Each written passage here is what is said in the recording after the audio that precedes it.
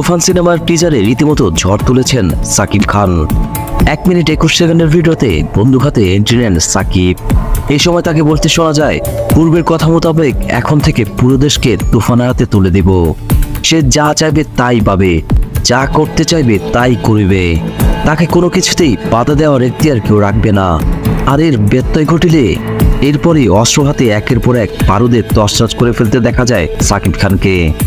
এখানেই শেষ নয়, ভিডিওতে দেখা মেলে জনপ্রিয় অভিনেতা চঞ্চল চৌধুরীকে। তার সেই বিখ্যাত অট্টহাসি দিয়ে বলতে শোনা যায়, তুফান খুব ভয় পাইছি রে। এরপরই আরও একবার স্ক্রিনে বিধ্বংসী রূপে হাজির হন সাকিব। একজন গ্যাংস্টারের গল্পে তৈরি হয়েছে তুফান সিনেমা, যেখানে উঠে আসবে 90 দশকের চিত্র। সে সময়ের এক নামকরা গ্যাংস্টারের কাহিনী নিয়ে এগিয়েছে তুফান সিনেমার গল্প। এতে সাকিব খানের বিপরীতে নাবিলা আর কলকাতার মিমি চক্রবর্তী রয়েছে। বাংলাদেশ আর ভারতের যৌথ প্রযোজনায় বড় বাজেটে নির্মিত হয়েছে তুফান। সিনেমাটি প্রযোজনা করেছেন ঢাকার আলফাই, চরকিয়ার আর কলকাতার SBF। তুফান সিনেমার নির্মাতা রায়হান রাফি আগেই পূর্বাভাস দিয়েছিল, আজ বাংলার আকাশে বাতাসে এক ভয়ঙ্কর তুফানি ঝড়ের সম্ভাবনা দেখা দিয়েছে। সেই ঝড়েরই দেখা মিলল আজ সন্ধ্যা নামার আগেই।